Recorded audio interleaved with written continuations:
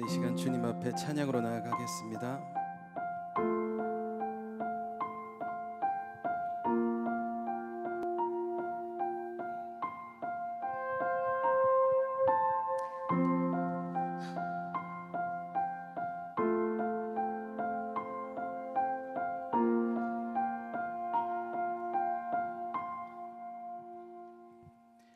당신은 영광의 왕, 당신은 평강의 왕,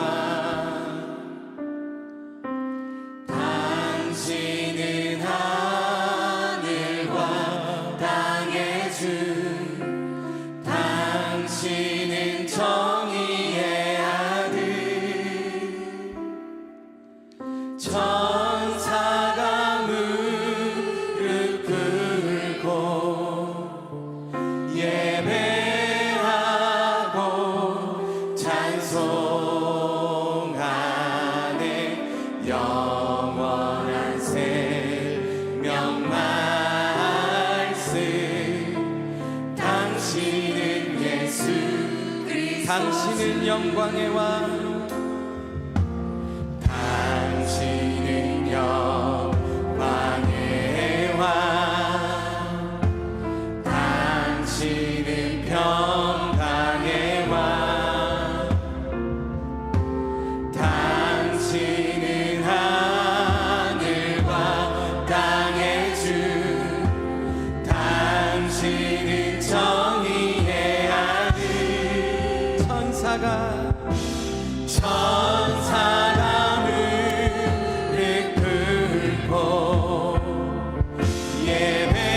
예배하고 찬송하네. 영원한 생명 말씀, 당신은 예수 그리스도 주. 호산나 호산나 다윗의 자손께, 호산나 불러와 주의 왕, 높은 하늘에 영광을 예수 주, 당신은 영광의 왕,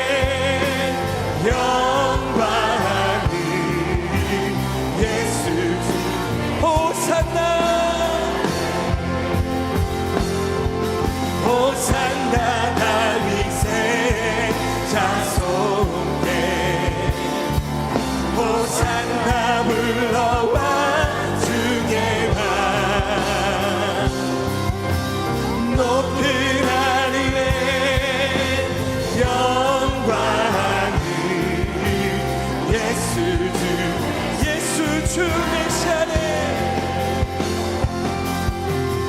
예수 주 메시 예수 주 메시아네 예수 주 메시아 아멘. 이 시간 박수 치며 주님 앞에 기쁨으로 나아가겠습니다.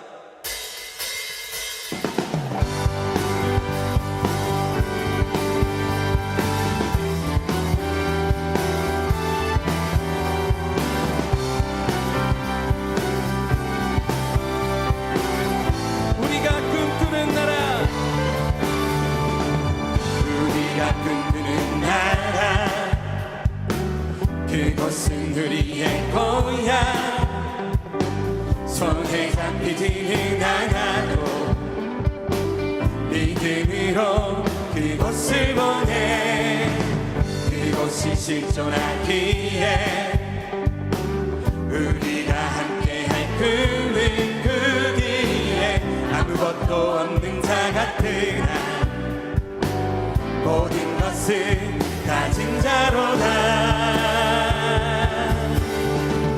사막의 샘이 넘쳐 흐르고 사자와 어린 양이 뛰노는 그곳 어린이 독사물에 손 넘어도 되는 그곳에 사막의 샘이 넘쳐 흐르고 사자와 어린 양이 뛰노는 그곳 어린이 독사물에 손 넘어도 되는 우리가 꿈꾸는 나라 우리가 꿈꾸는 나라 그곳은 우리의 고향 손에 잡히지는 않아도 믿음으로 그곳을 보내 그곳이 실존하기에 우리가 함께한 꿈을 꾸기에 아무것도 없는 자 같으나 모든 것을 가진 자로다 사막의 샘이 넘쳐 흐르고 사자와 어린 양이 뛰노는 그곳 어린이 독사물에 손 넘어도 되는 그곳에 하나님의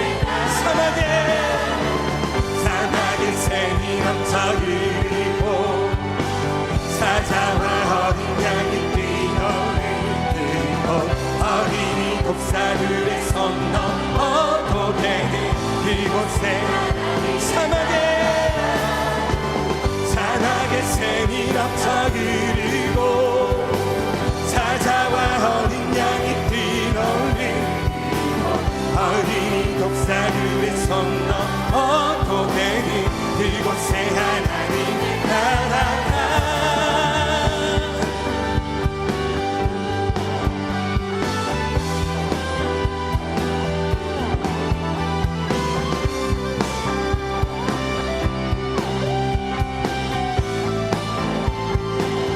그날은 속히 오리라 그날은 속히 오리라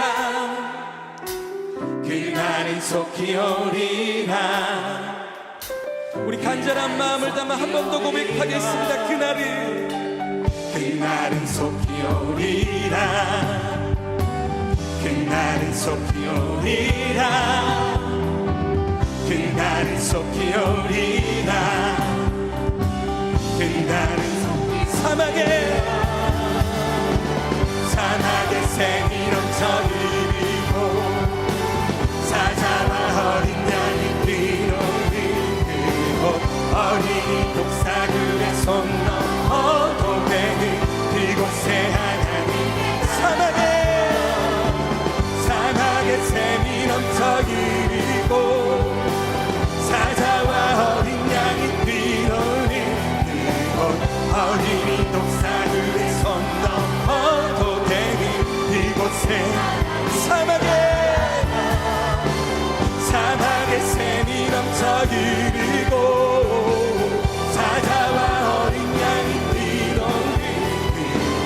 어린이 독사물의 섬 넘어 고개는 이곳에 하나님의 나라다.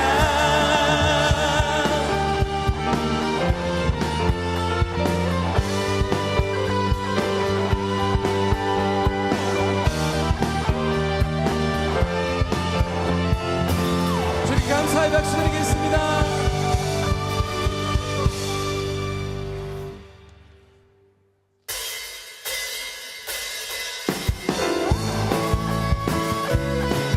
시간 옆에 계신 성도님들을 축복하며 주님 앞에 찬양하겠습니다. 아주 먼 옛날, 아주 먼 옛날 하늘에서는 당신을 향한 계획이 있었죠. 하나님께서 바라보시고 좋았더라고 말씀하셨네. 이 세상 그 무엇보다 귀하게 나의 손으로 창조하였노라. 내가 너로 인하여 기뻐하노라. 내가 너를 사랑해요.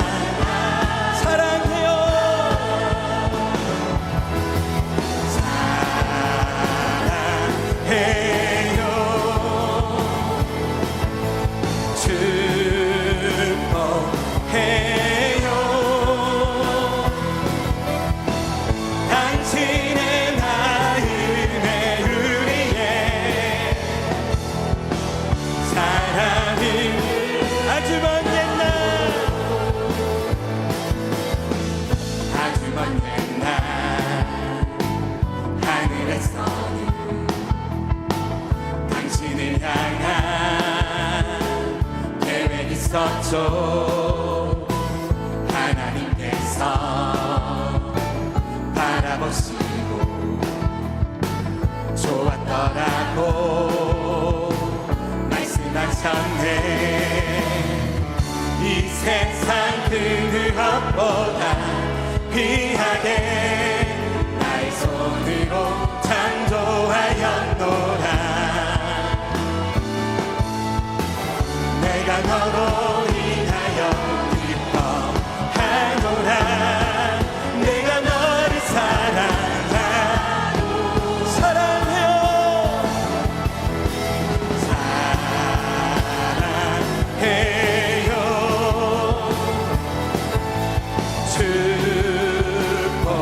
축복해요. 당신의 마음에 우리의 이 세상 그 무엇보다,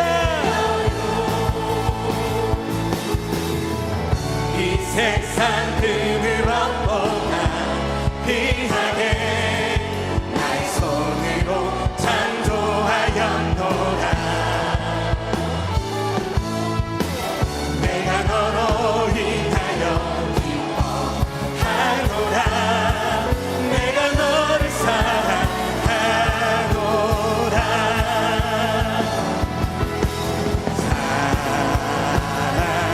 사랑해요.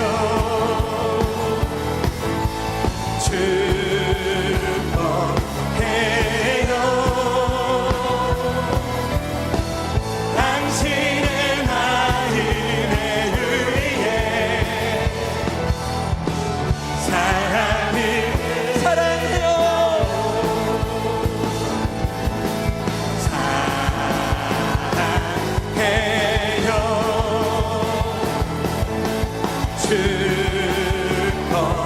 축복해요. 당신의 마음에 우리의 사랑을 내 안에 부어주소서. 내 안에 부어주소서. 성령의 충만한 기름을 내 안에 충만케 하소서. 성령 내 안에 부어주소서. 내 안에 부어주소서.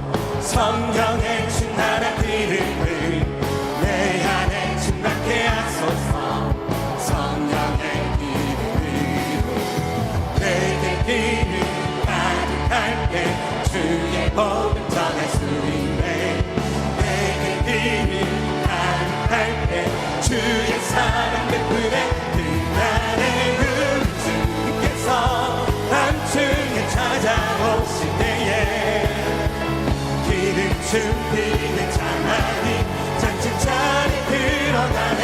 그날의 주님께서 밤중에 찾아오실 때에 기름 준비된 장난이 내 안에 부어주소서. 내 안에 부어주소서. 성령의 충만한 기름을 내 안에 충만케 하소서. 성령의 내 안에 부어주소서. 성령의 충만한 기름을 내 안에 충만케 하소서. 성령의 기름을 내게 기름 가득할 때 주의 복음 전할 수 있네. 내게 기름 가득할 때 주의 사랑 곁들에 그날의 주님께서 밤중에 찾아오실 때에 기름 준비된 장난이 잔치자리 들어가네.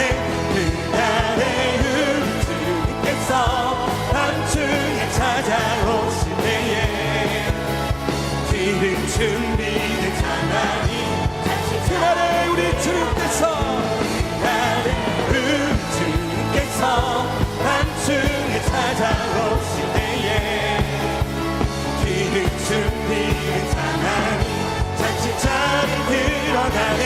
그날의 주님께서 밤중에 찾아오실 때에 기름 준비된 장난이 기름 준비된 장난이 기름 준비된 장난이 기름 준비된 장난이 기름 준비된 장난이 잔치자리 들어가. 주님께 감사의 박수 드리겠습니다.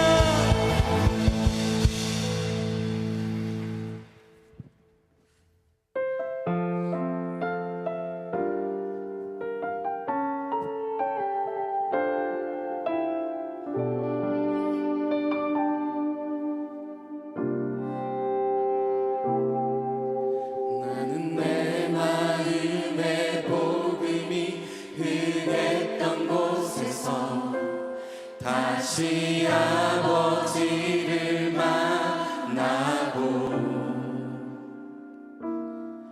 주님 내 마음에 연약한 눈물의 끝에서 또 나를 반겨주시네.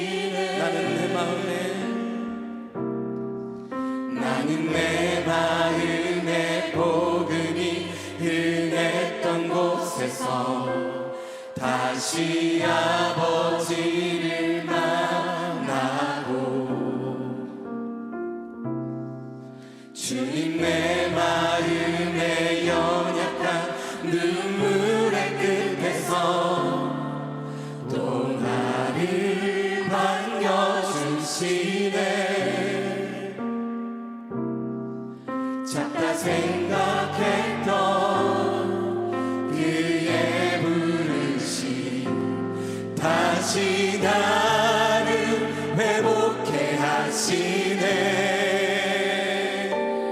다시 일어나 주를 예배하니 내 모든 기쁨이 되리. 그의 기쁨 되어 삶의 모든 순간을 주께 감내어 드리리.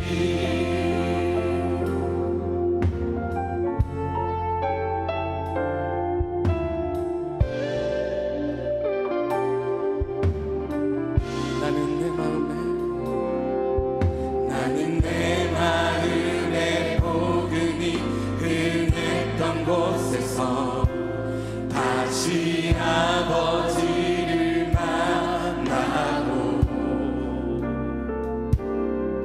주님 내 마음에 연약한 눈물의 끝에서 또 나를 한 번 더 고백하겠습니다. 나는 내 마음에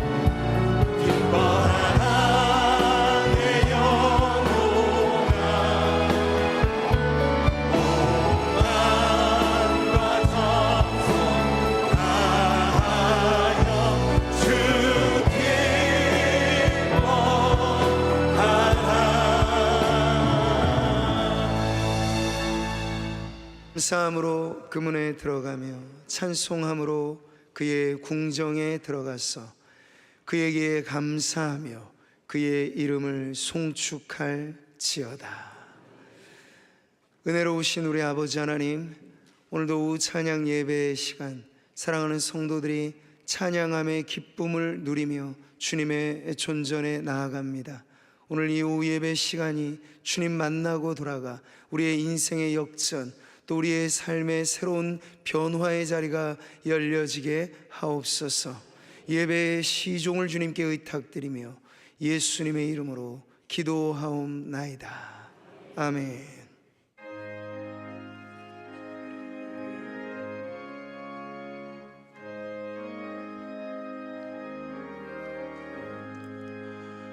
푸른 바다 나서니 몸 어디든지 가오리다.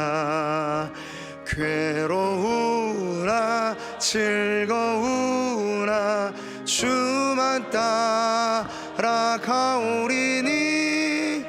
어느 누가 막으리까. 죽음이 늘 막으리까. 어느 누가 막으리까. 죽음이 늘 막으리까. 아골골 잡힌들에도 복음 들고 가오리다.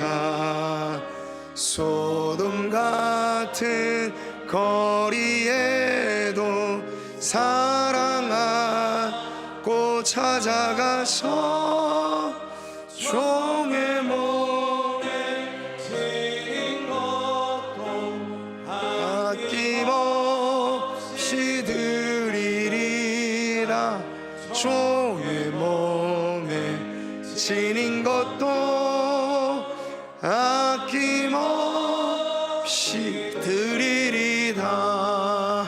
존귀 영광 모든 권세 주님 홀로 받으소서. 멸시천대 십자가는 제가 지고 가오리다.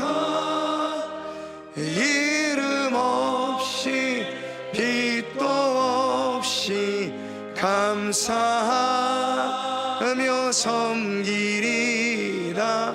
이름 없이 빛도 없이 감사하며 섬기리다.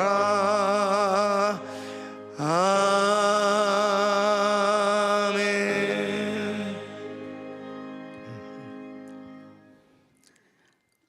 하나님 아버지, 은혜와 사랑을 감사를 드립니다.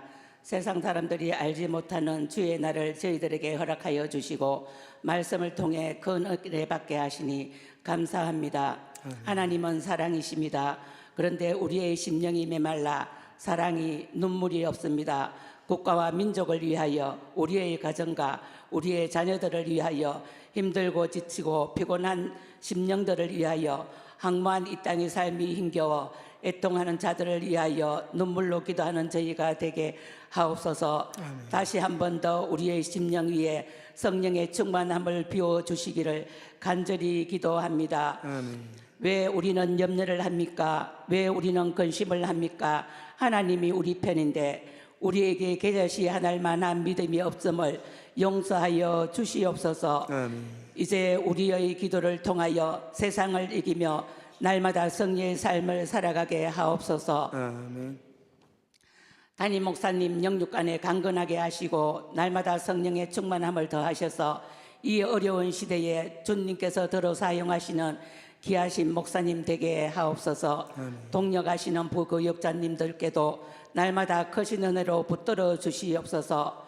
기쁨으로 헌신한 상모교회가 말씀이 충만한 교회, 하나님을 향한 기도가 끊어지지 않는 교회, 성도님들 서로 사랑하는 아름다운 공동체가 되게 하옵소서. 아멘. 무엇보다 비전센터 건축을 위해 온 성도님들이 한 마음으로 기도하고 있사오니 하나님의 비전과 계획을 보게 하옵소서. 아멘. 내일부터 낙도 선교팀이 선교를 떠납니다. 일정을 주님께서 세밀하게 간섭하여 주시고 낙도 그곳에 우리의 헌신과 사랑과 눈물이 귀하게 사용되게 하옵소서. 아멘. 안나 찬양대 찬양을 기쁘게 받아 주시옵소서. 나의 기쁨 나의 산소망 대신 예수님 이름으로 기도드립니다. 아멘.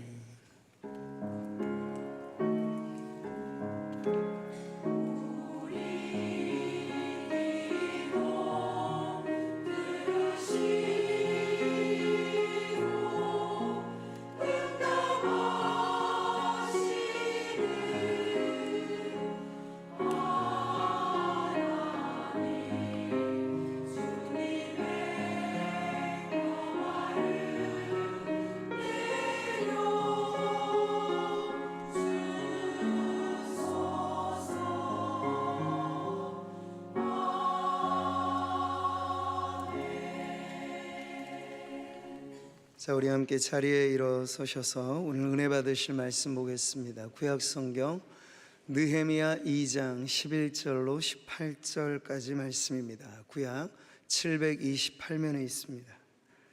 다 같이 받들어 읽겠습니다. 내가 예루살렘에 이르러 머무른 지 사흘 만에 내 하나님께서 예루살렘을 위해 무엇을 할 것인지 내 마음에 주신 것을 내가 아무에게도 말하지 아니하고 밤에 일어나 몇몇 사람과 함께 나갈새 내가 탄 짐승 외에는 다른 짐승이 없더라. 그 밤에 골짜기 문으로 나아가 용정으로 분문에 이르는 동안에 보니 예루살렘 성벽이 다 무너졌고 성문은 불탔더라. 앞으로 나아가 샘문과 왕의 못에 이르러서는 탄 짐승이 지나갈 곳이 없는지라. 그 밤에 시내를 따라 올라가서 성벽을 살펴본 후에 돌아서 골짜기 문으로 들어와 돌아왔으나 방백들은 내가 어디 갔었으며 무엇을 하였는지 알지 못하였고 나도 그 일을 유다 사람들에게나 제사장들에게나 귀족들에게나 방백들에게나 그 외에 일하는 자들에게 알리지 아니하다가 후에 그들에게 이르기를 우리가 당한 공경은 너희도 보고 있는 바라. 예루살렘이 황폐하고 성문이 불탔으니 자 예루살렘 성을 건축하여 다시 수치를 당하지 말자 하고 또 그들에게 하나님의 손한 손이 나를 도우신 일과 왕이 내게 이른 말씀을 전하였더니 그들의 말이 일어나 건축하자 하고 모두 힘을 내어 이 선한 일을 하려 하매. 아멘. 우리 안나 찬양대 찬송으로 하나님께 영광 돌리겠습니다.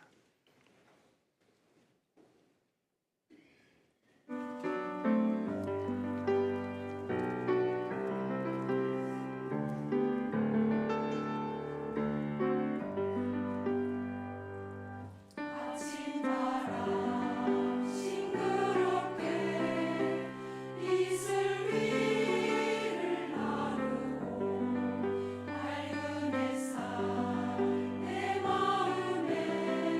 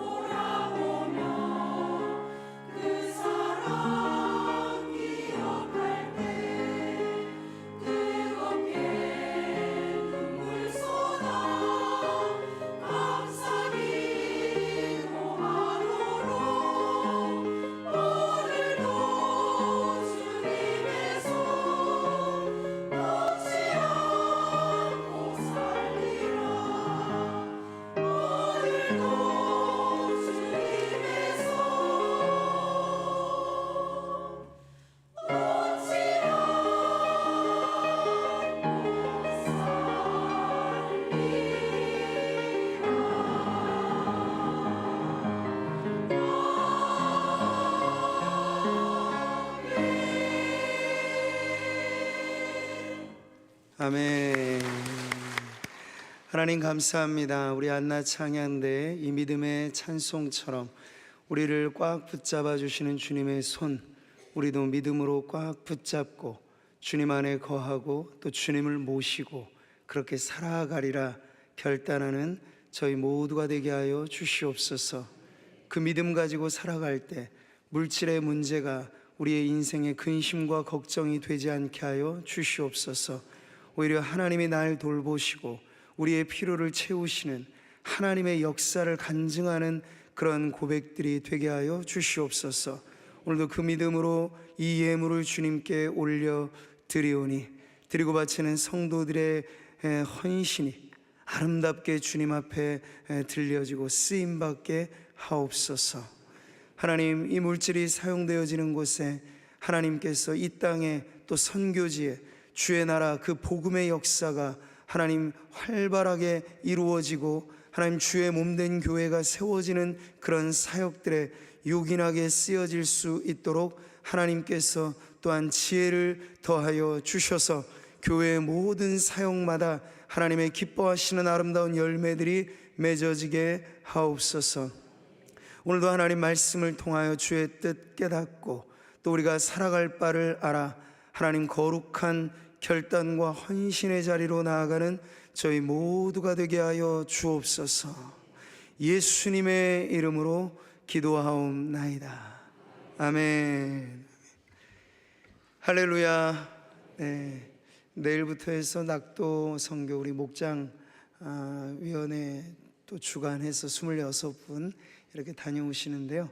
관심을 갖고 기도해 주시고 아마 이제 아직 여름은 아닙니다만 계절로는 더위로 이렇게 느낌은 벌써 여름이 다가왔죠. 그래서 우리 청년들의 선교 또 다음 세대 자녀들의 선교도 지금 잘 준비되는 과정에 있으니 우리 교회가 계속해서 또 근거리권의 전도나 원거리권의 선교나 이 모든 것에 활발하게 하나님 앞에 쓰임받는 교회 되도록 성도님들 관심 갖고 기도해 주시기 바라겠습니다. 네, 오늘은 우리 먼저 완필패 전달하는 시간을 갖겠습니다. 몇 분이 좀 대기하고 계신데 일정이 서로들 안 맞아서 조금 늦어진 거예요. 그래서 오늘은 두 분 이렇게 전달을 하겠는데요. 195호 이마성 안수 집사님 그리고 196호 윤미숙 집사님 이렇게 전달을 하겠습니다. 앞으로 나오시죠.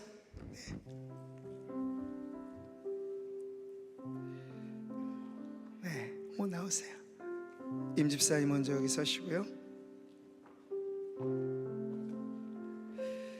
기념패 제195호 성경 전권 완필 안수 집사 임하성 집사님께서는 평소 하나님의 말씀인 성경 읽기를 생활화해 오시면서 성경 전권 쓰기를 완료하였기에 이를 기념하여 이 패를 드립니다. 모든 성경은 하나님의 감동으로 된 것으로 교훈과 책망과 바르게 함과 의로 교육하기에 유익하니 이는 하나님의 사람으로 온전하게 하며 모든 선한 일을 행하기에 온전케 하려 함이니라. 디모데후서 3장 16절 17절 말씀. 주후 2026년 6월 14일 대한예수교 장로회 구민상모교회 담임목사 조준환. 네, 격려의 박수 보내주시고요.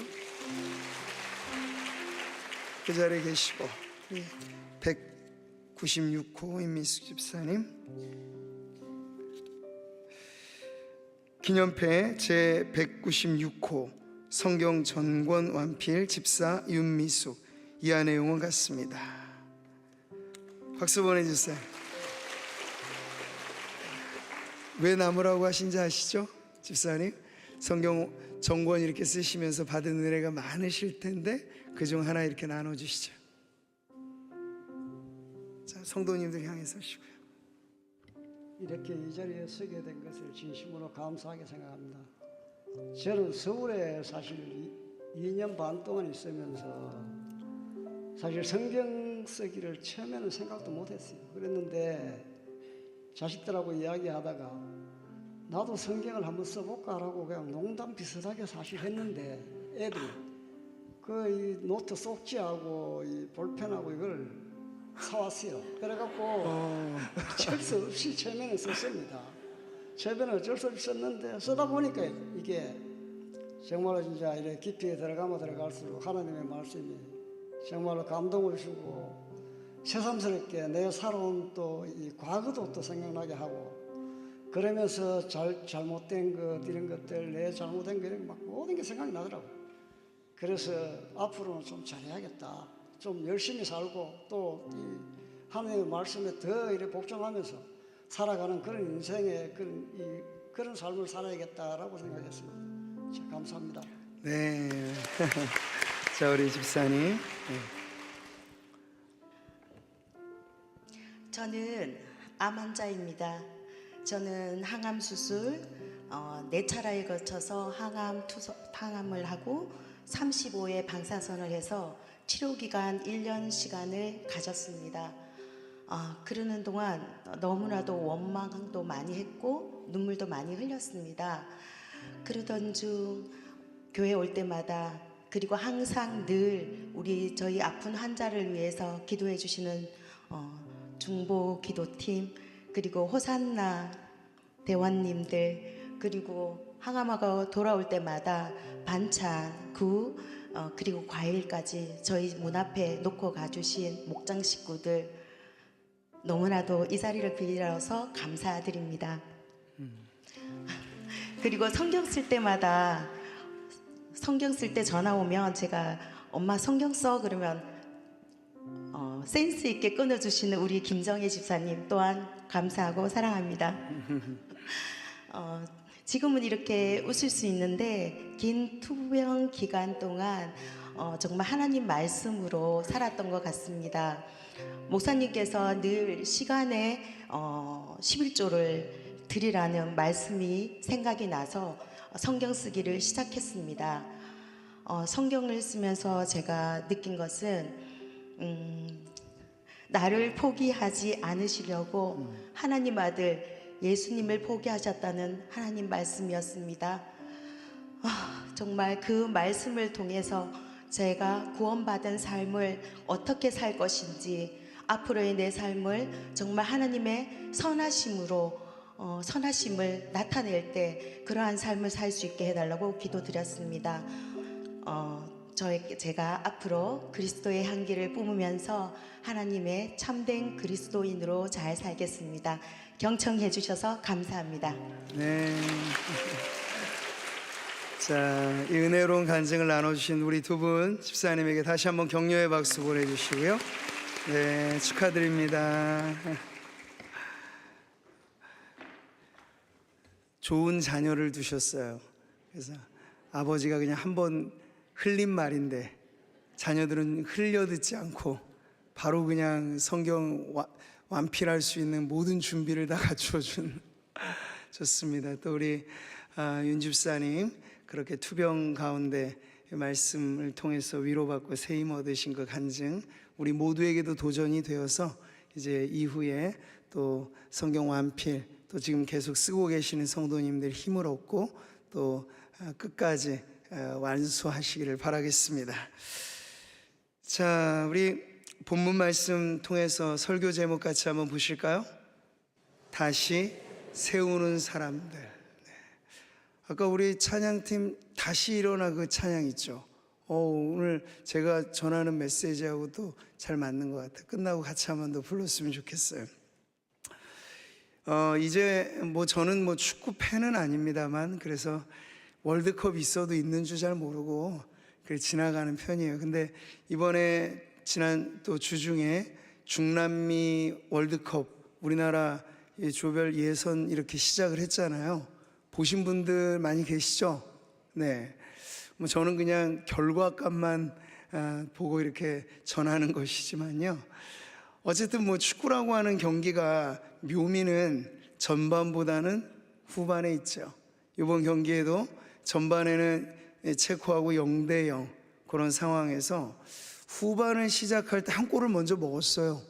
이게 후반 시작하면서 이제 완전히 또 전세가 꺾인 거죠. 그런데 웬걸요? 우리 한국 선수팀들이 또 힘을 내어서 전략적으로 잘 싸워서 동점골에 한 골 더 넣어서 역전승을 이렇게 거두게 됐다고 합니다. 사람들이야 물론 저와 같이 결과만 가지고 잘했네, 이겼구나 이렇게 이제 쉽게 말할 수는 있지만 월드컵 대표팀 선수들 입장에서 이렇게 쉽게 말할 게 아닐 거예요. 더욱이 전반전에 이렇게 0대0 상황에서 한 골을 먼저 먹었다. 매우 이 마음에 긴장이 되고 걱정이 되는 그런 상황이었을 텐데 어떻게 해서 이렇게 역전승을 일궈낼 수 있었을까? 이 축구라고 하는 경기가 다른 경기도 그렇지만요, 전반전과 후반전 사이에 이 하프타임이라고 하는 게 있어요. 바로 그 시간에 감독은 선수들을 불러다가 전반전의 경기를 빨리 이 모니터링한 것을 알려주고, 야 어디가 지금 취약해, 우리 원래 전략대로 하면 이렇게 했어야 되잖아 하면서 전략을 다시 알려주고, 그리고 그 적진을 상대 팀을 잘 간파해서 야 여기가 실수투성이네, 우리 전술을 좀 바꿔서 여기를 공략해보자 하면서 또 새로운 전술을 짜주기도 하죠. 짧은 시간이지만 하프타임은 그냥 흘려보내는 쉬는 시간이 아니라 전략적인 재충전의 시간이라는 겁니다. 자, 오늘 우리는 6월 둘째 주를 지금 보내고 있어요. 이제 한 해가 벌써 전반전이 지나가고 있죠. 목장, 훈련, 전도, 이제 6월 말로 이르게 되면 다 상반기의 사역을 마무리하는 그러한 대목입니다. 그래서 우리는 한번 이 시간에 우리가 지금까지 펼쳐왔던 이 전반전의 사역들, 교회만이 아니고 또 우리의 교회 사역만이 아니고 성도님들의 인생 2026년이라고 하는, 짧게 말하면 이 한 해의 전반전, 그리고 어떤 분은 60을 기준으로 하든 아니면 50을 기준으로 하든 인생의 하프타임을 지나서 이제 어떤 분들은 이제 은퇴 이후에 후반전을 지금 준비하는 성도님들도 많이 계시거든요. 그럴 때 지금의 이 하프타임의 시기를 어떻게 보내느냐 하는 것이 후반전 경기에 매우 중요한 부분이 된다는 거예요. 그래서 저는 오늘 느헤미야의 이야기를 통해서 우리의 삶에 또 필요한 재가동하고 또 다시 한번 재정비해야 할 부분들이 무엇인가를 살펴 목표는 그것입니다. 후반전을 열심히 우리가 준비해서 달리자 하는 그런 의미로 함께 말씀을 나누겠습니다. 자, 느헤미야의 사건, 시대적인 사명은 성벽 재건이라고 하는 너무나 뚜렷한 사명이 있었습니다. 근데 이것이 쉽게 이루어질 일 같으면 쉽게 이루어졌겠죠? 그런데 정체되고 지체된 지 얼마나 많은 세월이 있었던가 몰라요. 근데 느헤미야를 통해서 하나님께서 그것을 다시 재가동하고 재정비해서 성벽 재건을 완수하는 기막힌 스토리가 바로 느헤미야의 말씀입니다. 이 사명을 띠고 느헤미야가 예루살렘에 도착을 한 대목에서부터 오늘 우리 본문 말씀을 보게 되는 건데요, 그는 너무 시급한 일이었지만 조급하게 접근하지는 않았습니다. 내가 예루살렘에 이르러 머무른 지 사흘 만에 시간을 두고 느헤미야는 남모르게 무언가 준비하는 시간을 가졌던 거죠. 그리고 그는 이제 때가 되어 밤 시간 조용히 일어나 떠들썩하지 않게 움직이기 시작합니다. 무엇 때문에? 무너진 성벽을 그가 직접 시찰하고 그것을 살펴보기 위해서 움직인 것이죠. 자, 진정한 재정비를 함에 있어서 그는 그냥 부산하게 움직이는 소문을 무성하게 만들지 않고 현장을 직면하는 일부터 시작을 한 거예요. 여러분, 믿음이라고 하는 것 자체에 우리는 이러한 부분이 있다는 것을 알게 됩니다. 그것은 뭐냐면 우리가 지금 당면한 현실을 직시하고 직면하는 것이에요. 물론 그것을 현실은 똑같이 경험합니다. 여기 계신 우리 모든 성도님들이 동시대를 살고 있잖아요. 중동의 전쟁 때문에 기름값이 올라서 우리 모두가 힘들다면 다 힘든 거고, 우리 교회가 갖고 있는 비전 센터의 건축이라고 하는 이러한 사명을 우리가 함께 짊어지면 모두가 지금 그 역사적인 사명 앞에 있는 겁니다. 그런데 말이죠, 동일한 현실이지만 바라보는 시선은 다를 수 있어요. 어떤 사람은 이것을 인간적인 시선으로 보고 어떤 사람은 이것을 하나님의 안목으로 봅니다. 믿음이란 무엇입니까? 똑같은 현실을 인간적인 눈으로 보는 것이 아니고 하나님의 안목으로 바라보는 것이죠. 지금 느헤미야의 이 움직임 속에 바로 현실을 직시하는 그의 이 발걸음에 바로 그런 부분들이 담겨져 있는 거예요. 우리가 주기적으로 건강검진이라고 하는 걸 받죠. 근데 건강검진은 왜 하는 것입니까? 병을 만들기 위해서? 아니죠. 혹시라도 병이 발견되면 병을 고치기 위해서 하는 예비 작업이 건강검진이에요. 근데 정말 더 위험한 경우는 뭐죠? 자기 안에 지금 병이 시작됐음에도 불구하고 검진을 제때 받지 않고, 이게 사람마다 그런 두려움이 있는 거예요. 병원 가는 거 겁내하는 분들이 꽤 많아요.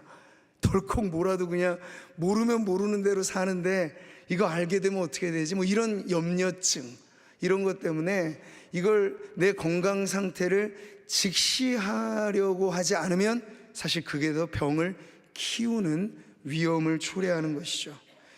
우리가 영적인 우리의 삶을 또 교회를 진단한다, 주기적으로 말씀 앞에 서서 그것을 돌아본다는 것은 이건 병을 키우고자 하는 얘기가 아니고 병이 있다면 고치고자 하고 문제를 일으키려고 하는 것이 아니라 문제를 해결하려고 하는 그러한 시도라고 하는 거예요. 이게 바로 믿음의 접근법입니다. 느헤미야는 지금 그렇게 접근하고 있는 거예요. 자, 그는 무너진 성벽을 자신의 눈으로 확인하였습니다. 그러면서 느헤미야가 본 현실은 그야말로 처참한 광경이었죠. 예루살렘 성벽이 다 무너졌고 성문은 불탔더라. 어느 하나 제대로 된 것 없는 그런 무너진 폐허를 그가 보았던 것이에요.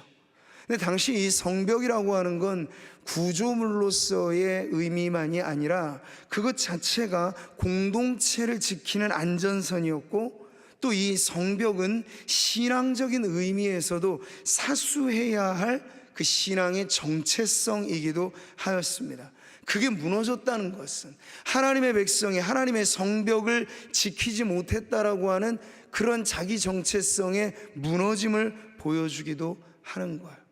이런 일들이 오래되었음에도 불구하고 누구 하나 나서서 이것을 해결하지 못한다, 바로 그 공동체의 질서가 깨어졌다라고 하는 걸 보여주는 거죠.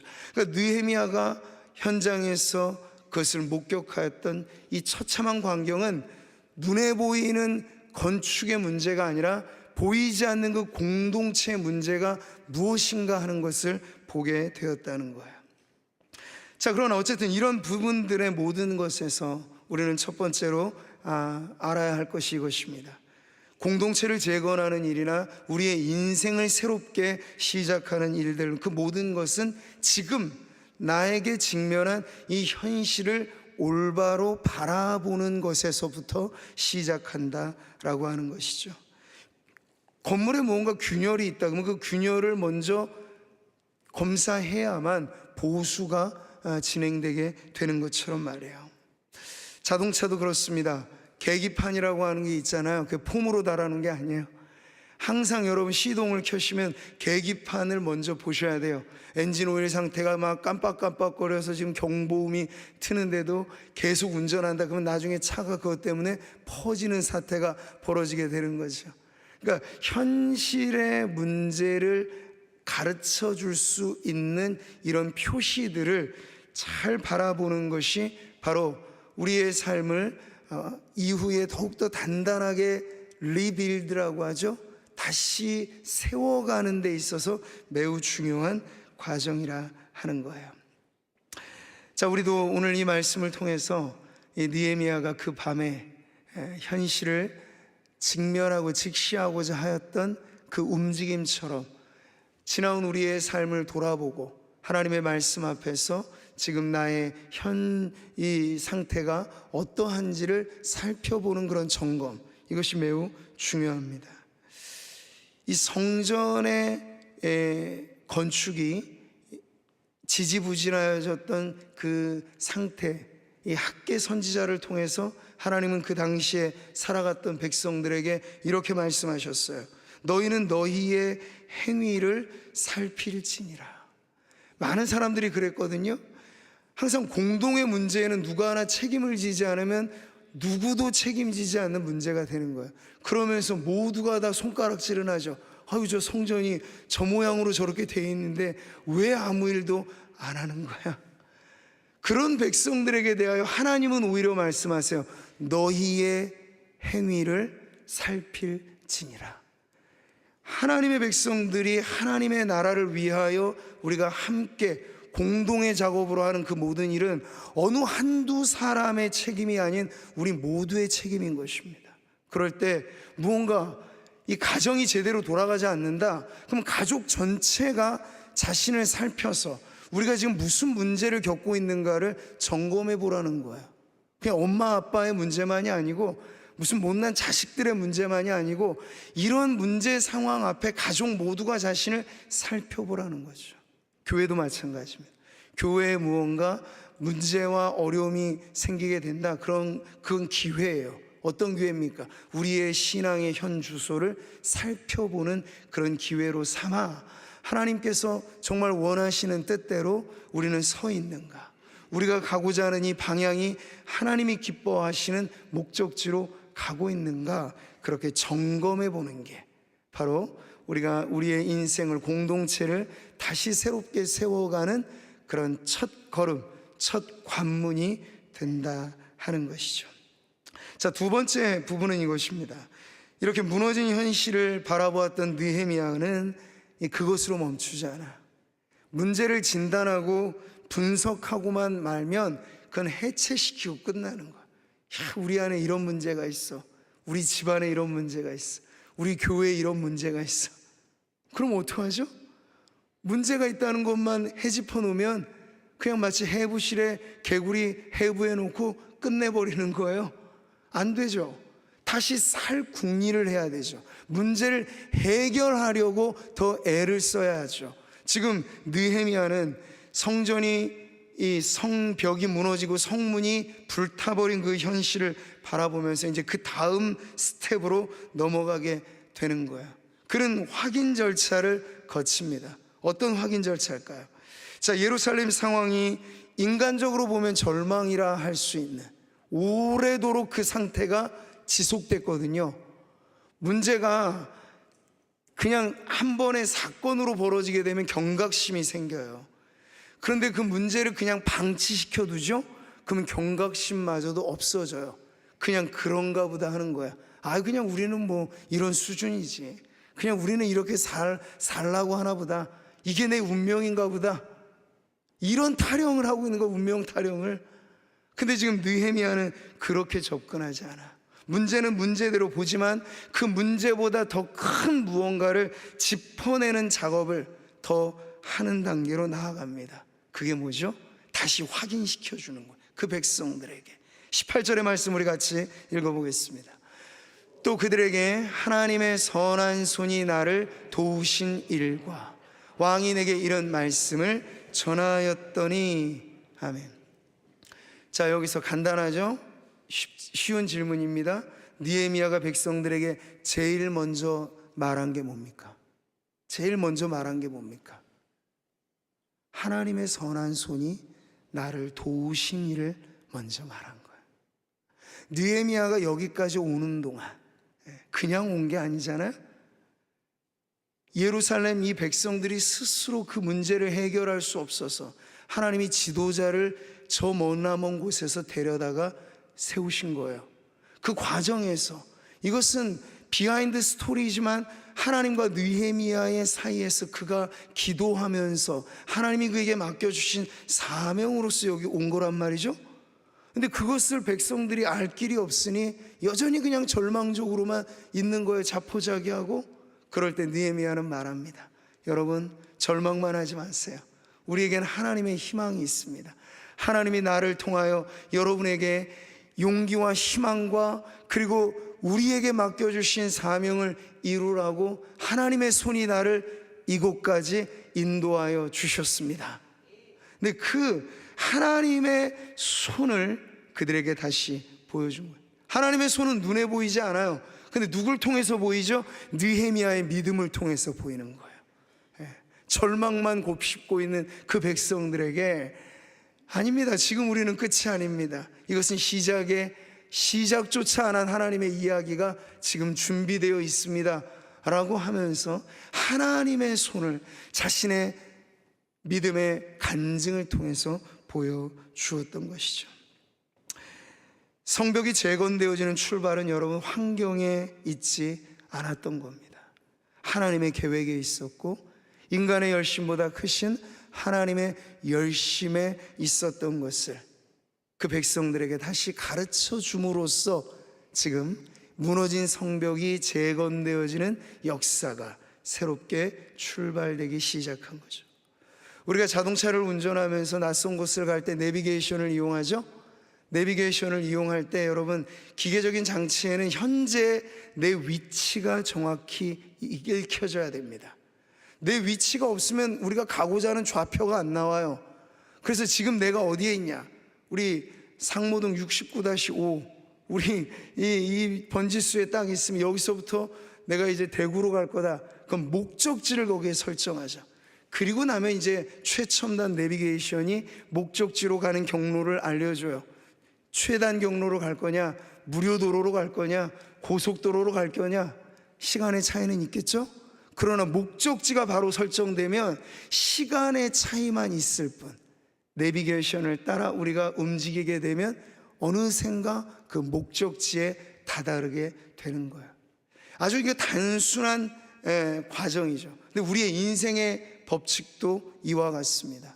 우리 현재의 내 모습이 어떠한지를 직면하는 것, 직시하는 것, 그게 출발이라고 했어요. 그러나 이건 출발일 뿐, 이것만 가지고는 우리는 어디서도 변화를 일으킬 수는 없어요. 그냥 문제만 있을 뿐이에요. 그러나 이때 하나님의 말씀은 무슨 역할을 합니까? 목적지 설정을 해주는 거예요. 어디로 가라고 방향을 지시해 주는 거죠. 우리가 매번 듣는 하나님의 말씀이 그거예요. 말씀은 우렁차게 울려 퍼져요. 그 말씀을 들을 때마다 하나님은 목적지를 알려주시는 거예요. 이리로 가라, 이렇게 하면 돼. 숱하게 우리는 듣고 또 들어왔는데 그만 우리의 믿음으로 목적지 설정을 안 해버리면 주저앉은 채로 꼼짝도 못하는 거예요. 바로 이런 상태죠. 우리의 인생이 여러분이 고민만 한다고 풀어지는 숙제면 얼마나 좋겠습니까? 회의한다고 되지 않아요.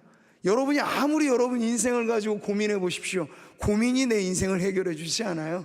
중요한 건 믿음을 가지고 하나님이 나에게 대하여 무엇라 말씀하시는가, 하나님이 우리에게 대하여 무엇라 말씀하시는가, 그게 내가 가야 할 이정표이고 그게 내가 설정해야 될 목표이다 라고 딱 정해놓게 되면요, 그 다음부터는 시간의 문제일 뿐 목적지를 향하여 주의 성령께서 인도해 주실 것입니다.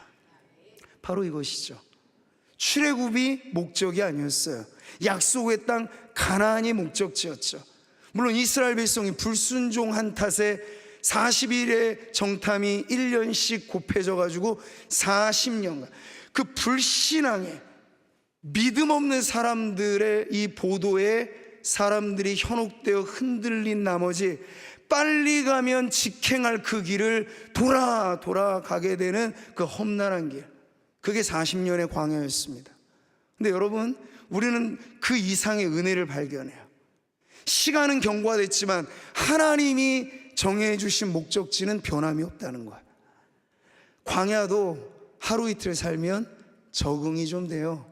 유목민의 생활이 정착이 돼요. 그러면 제법 살 법한 거예요. 근데 아니요, 하나님의 목적지는 광야가 아니에요. 우리 성도들에게 원하시는 하나님의 본심은 고난에만 머물러 있는 것 아닙니다. 그 고난의 여정을 통과해서 순금같이 우리가 나아가게 하시는 그 목적지를 향하여 하나님은 여전히 우리를 인도하고 계시는 거예요. 광야 40년의 그 헤매이듯 유랑하는 세월에 하나님은 어디 계셨습니까? 낮에는 구름 기둥으로, 밤에는 불 기둥으로 40년간 지연되어지는 그 목적지를 향한 여정에 하나님도 함께 하셨어요. 그러니까 여러분, 하나님은 결코 시간을 문제 삼지 않았어요. 하나님은 영원한 분이시니까 40일이 될지 40년이 될지 시간의 차이를 내는 건 우리가 순종할지 우리가 여전히 불순종하고 있는지 그 차이가 시간을 낸다는 것을 하나님은 알려주시는 겁니다. 그러니까 빨리 순종하고 빨리 목적지를 향해서 우리가 나아가기를 결단하면 직행하게 될 코스도 완행열차 타고 빙빙 돌아서 우리의 인생 나중에 70, 80 돼서 이제 더 이상 새로운 뭔가를 계획하기는 어려운 시기에 뒤늦게 하나님의 뜻을 깨닫는 그러한 문제가 생길 수도 있어요. 아직 무언가 우리가 할 만하다, 할 수 있다, 해보자 할 만한 우리의 인생의 건강과 여력을 주셨을 때 우리는 믿음의 목적지를 올바로 설정해야 하겠습니다. 사랑하는 성도 여러분, 이 하프타임의 작전 시간에 여러분 개인의 삶의 목표로 하는 신앙의 목적지를 다시 한번 바라보기를 원합니다. 하나님이 내게 건강 주시면, 하나님이 내게 여력 주시면, 우리 하나님 내게 직분 주시면 다 결심해서 출발했던 그 출발지가 있어요. 근데 중간이 매우 흐릿해진 것이죠. 근데 지금 다시 하나님의 이 작전 타임에 우리 가야 될 경로를 원래 설정했던 하나님의 그 목적지로 다시 설정하면 우리 개인이나 가정이나 공동체가 나아가는 경로는 다시 믿음의 길로 나아가게 될 줄 믿습니다. 하프타임에 이르러 감독들은 선수들에게 바로 이 일을 하는 거야. 이 일을 하는 거야.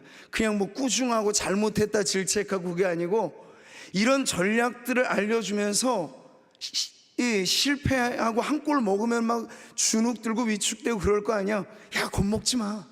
끝이 아니야. 지금 우리가 다시 작전 타임하고 이렇게 한번 공략해 보면 될 거야. 유능한 감독은 이 하프타임에 선수들에게 자신감을 다시 일깨워주는 거죠. 실패가 끝이 아니라는 걸 알려주는 거야.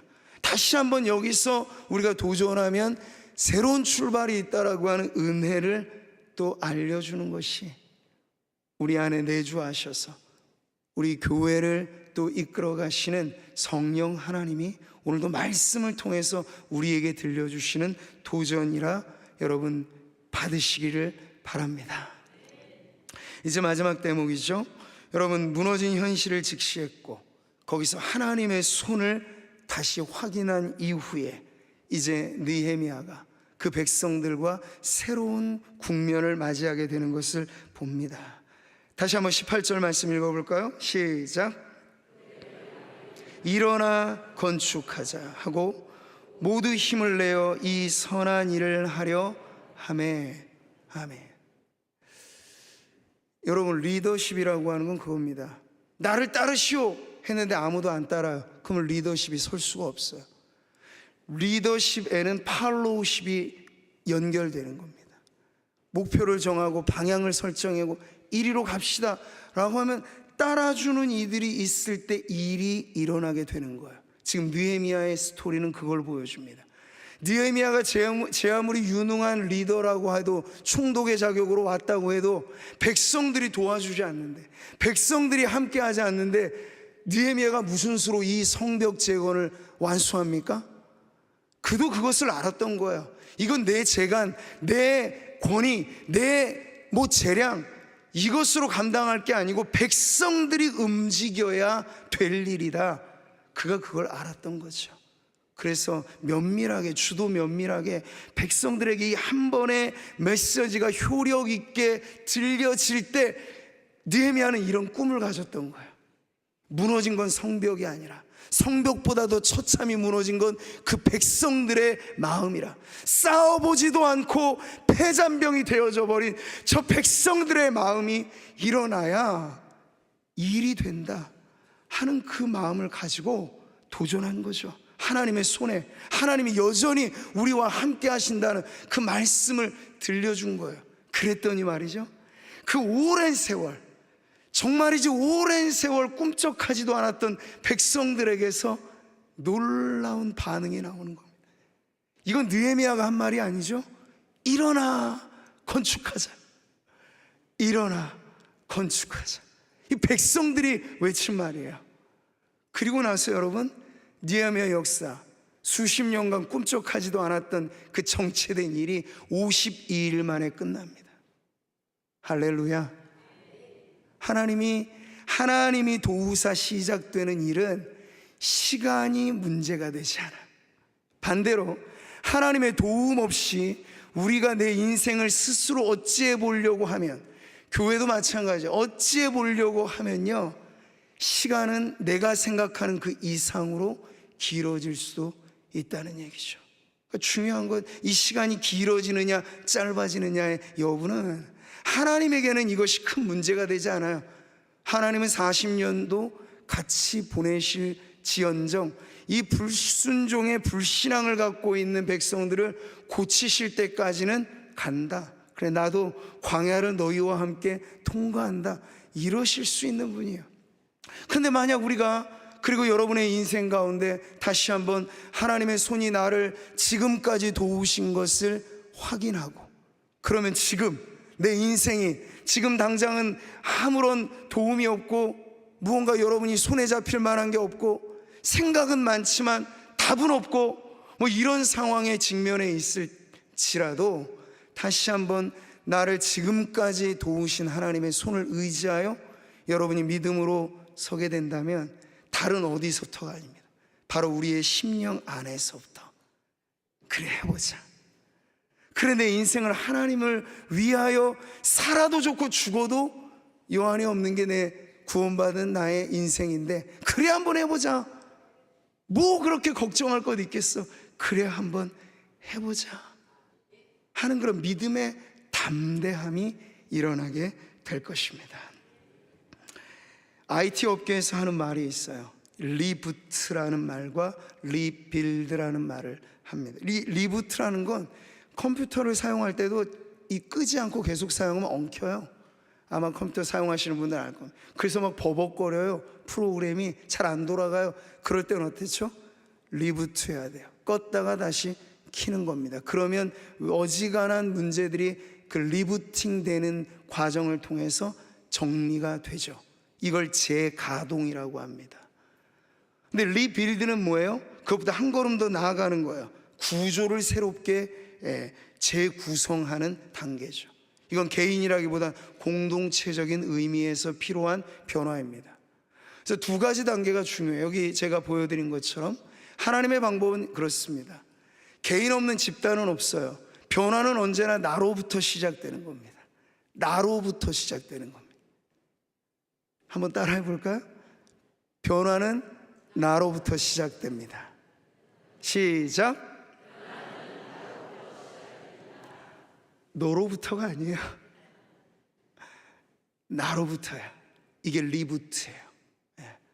여러분, 영적으로 혼미하여져 있다면 리부트 되어야 할 시기인 겁니다. 정신을 바짝 차리세요. 지금 우리가 하나님의 말씀을 붙잡고 우리의 인생 살아가도 남은 인생이 언제일지 모르는데 허송세월하고 세월아 내월하고 그럴 시간이 없어요. 영혼의 재각성이 필요하다는 얘기죠. 그럴 때 하나님은 이렇게 리부트된 한 영혼을 통해서 그의 가정 공동체, 그의 교회 공동체를 새롭게 세워 가신다는 것이죠. 회복된 사람들을 통해서 가정이 새롭게, 교회가 새롭게 리빌드 된다는 겁니다. 이 두 가지, 여러분. 오늘 느헤미야의 이야기가 보여주는 건 바로 그것이에요. 느헤미야라고 하는 한 사람의 각성이 있었습니다. 성벽이 무너지고 성문이 소화되고 그 백성의 힘들고 어려운 사정을 듣고 느헤미야는 가만히 있지 않았어요. 하나님 앞에 엎드려서 기도하였습니다. 그랬더니 하나님이 답을 주시는 거예요. 네가 기도하였으니 네가 그 일을 시작하면 된다. 교회 일은 누가 총대를 매는 겁니까, 여러분? 기도하고 내 영혼의 각성이 일어난 성도들로부터 교회의 사역은 이루어지는 것입니다. 다 성도들이 당신이 그 일을 하세요. 당신이 위원회잖아요. 당신이 그 일을 맡았잖아요. 당신이 담임 목사잖아요. 그렇게만 하고 수수방관하면 교회 일은 아무것도 이루어지지 않아. 아무것도 하지 않으려 하면 아무런 일도 일어나지 않는 게 교회입니다. 오늘 하나님께서는 우리들에게 많은 기회들을 주셨어요. 교회의 많은 사역들은 우리의 영혼이 리부트되고 공동체가 리빌드되면 얼마든지 이루어질 일들입니다. 우리 비전센터 건축의 과정에서 지금 우리는 계속해서 누적된 기도의 시간을 보내고 있습니다. 이게 제가 보기엔 필요한 시간 같아요. 물질은 문제되지 않아요. 이미 하나님이 우리에게 축적해 주신 것만으로도 좋은 출발이에요. 뭐 인간적인 계산기를 어떻게 돌리시는지 모르겠습니다만 저는 이것은 아주 좋은 출발이라고 생각해요. 그리고 성도들이 리부트 되게 되면요, 우리가 꿈꾸는 건물이 돈의 문제는 전혀 되지 않을 것이라는 건 너무 확실한데, 우리가 리부트 되지 않고 영혼의 각성이 되지 않은 상태에서 이 문제를 보면 무슨 일이 일어날까요? 10원 한 푼도 나오지 않아요. 성도들이 은혜 받아서 헌신하는 것으로 교회는 일어나는 것입니다. 무슨 독지가가 있어서 한몫 두둑히 내서 교회는 그렇게 이루어지는 공동체가 아니에요. 십시일반입니다. 적은 건 적은 대로, 많으면 많은 대로 평균 지어지는 게 아니에요. 많이 가진 자는 많이 낼 수 있고 적게 가진 자는 적게 낼 수 있고, 그 모든 총합이 모이면, 여러분, 우리가 비전센터 지어가는데 수천의 성도가 있는 교회가 그것 하나 감당 못하겠습니까? 걱정을 왜 하시는지 모르겠어요? 내가 헌신하겠다 마음 먹으면 되는 거예요. 저는 물론 이것은 제 개인의 얘기를 하고 싶은 것은 아닙니다만, 제가 부임한 이후로 비전센터는 늘 기도하고 꿈꿨던 것이기 때문에 저는 작정해서 계속해서 특별 헌금을 내왔어요. 그게 누적되니까 한 8년여 시간이 지나면 수천만 원이 됩니다. 하나님께서 허락하시면 저도 담임 목사이기 때문에 제 몫에 헌신을 하리라고 또 한 번 마음을 먹고 있어요. 그러면 되는 거예요.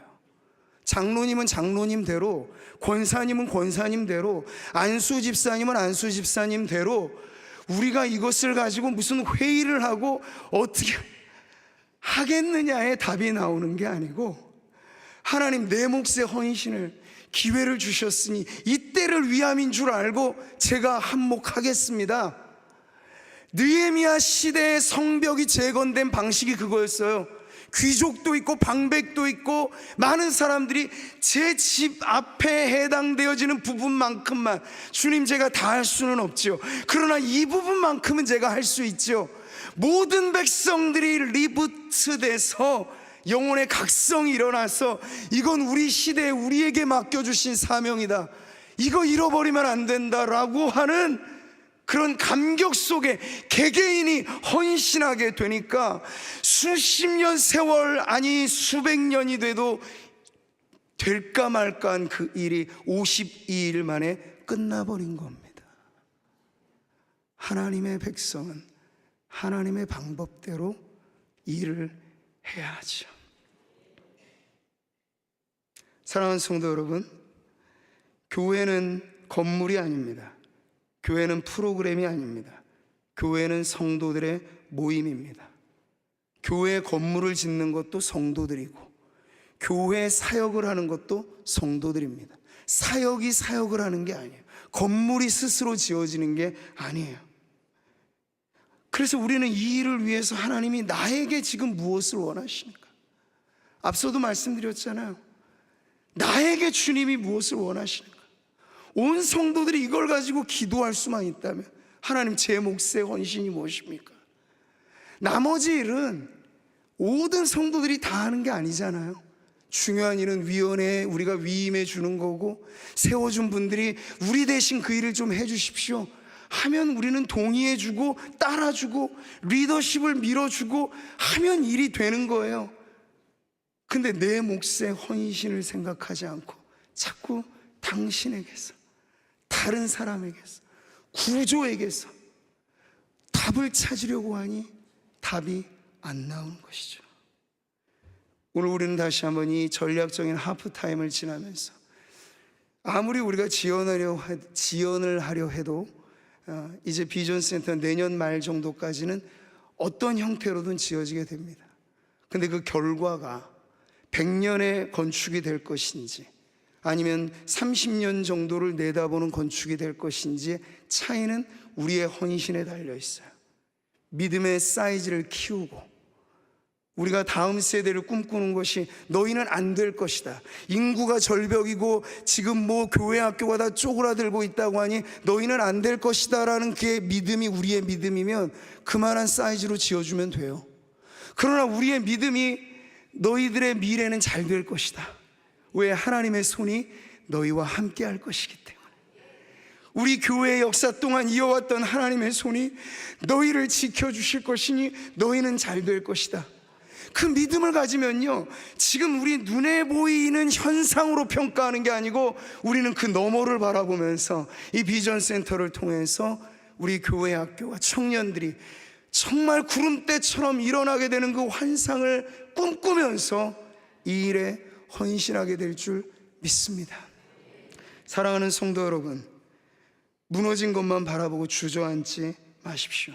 우리는 언제나 다시 말씀이 들려지는 자리에 일어날 때인 것이고, 성령이 감동을 주시는 건 죽으라는 얘기가 아니고 다시 살라는 얘기이기 때문에 오늘 말씀을 통해서 주님, 우리가 개인의 심령이 회복되고 공동체가 다시 한번 이 일을 위하여 앞서서 수고하며 섬기는 이들을 밀어주고 함께하여서 주님이 우리를 통하여 이루시고자 하는 교회의 사역들, 그 아름다운 복음의 사역들, 아름다운 주님의 그 일들을 우리가 후반전에 더 힘차게 진행해 나아가기를 원합니다. 하프타임의 감독은 아마 그런 것을 이야기해 주겠죠. 아직 끝나지 않았어. 우리에겐 후반전이 있어.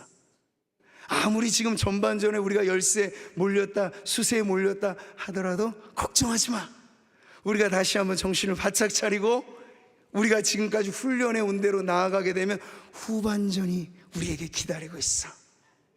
사랑하는 성도 여러분, 여러분의 인생에도 그 후반전을 꿈꾸시기 바랍니다. 그리고 우리 교회에도 하나님께서 허락해 주시는 이 하반기에 펼쳐가는 모든 사역들, 저는 너무나 감사해요. 사랑나눔 축제 이후에 계속해서 새가족들이 이렇게 오고, 오늘 예배 마치고 또 새가족 정착부 워크숍도 지금 준비하고 있거든요. 하나님께서는 계속 우리들에게 영혼들을 맡겨주세요. 이걸 어떻게 돌볼 것인가가 이 즐거운 고민이죠. 계속 물밀듯이 오게 되는 이 새가족들을 우리가 어떻게 잘 맞이해 줄 것인가. 여러분, 교회는 하나님의 손이 그렇게 함께 하고 계십니다. 그 믿음 안에서 안나 찬양대 찬양처럼 이제 우리 차례예요. 여러분이 손을 뻗어 그 하나님의 손을 붙잡을 차례입니다. 제가 그리고 여기 있는 리더십들이 느헤미야와 같이 하나님의 손을 재확인하면서 우리의 후반전에 달려갈 힘을 얻고 그렇게 하나님의 영광을 위해서 우리의 모든 것을 불사르는 그런 하나님의 선한 일꾼들 되시기를 주님의 이름으로 축복합니다. 우리 아까 불렀던 그 찬양 같이 한번 고백했으면 좋겠는데요. 하나님이 우리를 리부팅 시키시는 방법은 복잡하지 않아요. 복음입니다. 선명하잖아요. 단판은 거기서 나는 거예요. 십자가 앞에서 개인이든 교회든 우리 안에 흐릿한 생각들이 다시 한번 십자가 앞에서 예수님이 죽으신 그 자리, 내가 죽어야 할 그 자리, 그 십자가의 복음의 진리가 다시 한번 우리로 움츠려든 어깨를 펴고 죽기를 두려워하지 않는 사람보다 무서운 사람은 없어요. 우리 그렇게 이미 우리를 위하여 목숨을 내어 주셨던 예수님이 그 은혜의 손으로 우리와 함께 하심을 믿고 우리도 다시 한번 일어서리라. 그러한 신앙의 고백과 결단을 가지고 같이 찬양하도록 하겠습니다. 나는 내 마음의 복음이 흥했던 곳에서 다시 아버지를 만나고 우리의 영혼의 리부팅, 예배가 회복되고 기도가 회복되고 눈물이 회복되고 또 나를 반겨주시네.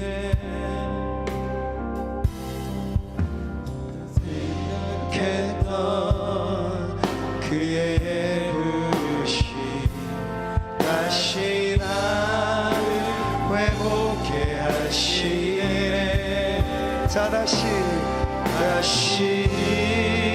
일어나 주를 예배하니 내 모든 기쁨이 되리. 그의 기쁨 되어 삶의 모든 순간을 주께 다 내어드리니. 우리 다시 한번 믿음의 고백으로 나는 내 마음의 복음이 흥했던 곳에서 다시 아버지를 만나고 주님 내 마음의 연약한 눈물의 끝에서 또 나를 반겨주시네. 잠깐 생각했던 그의 부르심 다시 나를 회복해 하시네. 아멘. 다시 일어나 주를 예배하니 내 모든 기쁨이 되리. 내 기쁨 되어 삶의 모든 순간을 주께 다 내어드리. 다시 일어나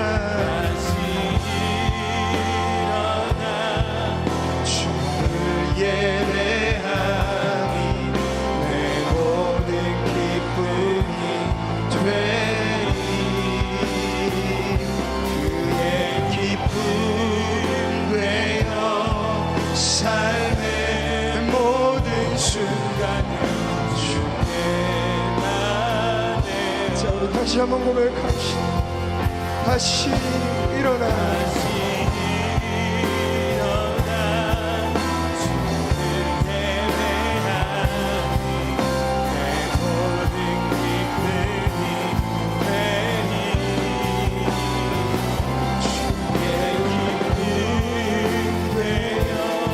삶의 모든 순간을 자 우리 믿음의 두 손 기도의 두 손 높이 드시고 나 다시 일어나 주를 예배하니 내 모든 기쁨이 되리 내 기쁨 되어 삶의 모든 순간을 주께 다 내어드리 다시 일어나 주를 예배하니 내 모든 기쁨이 되리 그의 기쁨 되어 삶의 모든 순간을 주께 다 내어드리리 다시 일어나 다시 세우는 사람 오늘 우리는 느헤미야를 보면서 하나님 나에게 우리의 가정을 다시 세우라고 나에게 우리 교회를 다시 세우라고 주님이 은혜를 주시고 우리를 말씀으로 일으켜 세우심을 믿습니다. 우리의 영혼이 다시 깨어나 예배의 자리에서부터 기도의 자리에서부터 내 영혼의 감격을 되찾고 하나님이 내게 아들의 생명까지 아낌없이 주신 그 복음의 사랑 앞에서 내 사랑이 다시 한번 꺼내어지는 불타오르게 되는 하나님 그런 영혼의 회복이 우리 모두에게 일어나게 하옵소서. 그래서 교회가 펼쳐가는 이 모든 사역들이 사람의 힘으로는 감당할 수 없는 여러 가지 많은 일들이 오나 성령의 능력을 힘입어서 함께 그 일을 이루어가는 믿음의 공동체로 굳건하게 서게 하여 주시옵소서. 오늘 예배하는 주의 백성된 우리 모든 성도들이 다시 세우는 하나님의 일꾼들이 되기를 소원하오며 예수 그리스도의 이름으로 기도하옵나이다. 이제는 우리의 구주 되신 예수 그리스도의 은혜와 아버지 하나님의 크신 사랑과 보혜사 성령님의 교통하심이 우리의 당면한 현실을 직시하며 그러나 그 안에서 하나님의 손의 역사를 잊지 않고 다시 믿음으로 일어나 내게 주신 사명, 우리에게 맡겨주신 이 귀한 부르심의 사명을 감당하리라. 믿음으로 고백하고 믿음으로 기도하며 나아가는 모든 성도들 머리 위에 이제로부터 영원토록 함께 있을지어다. 아멘.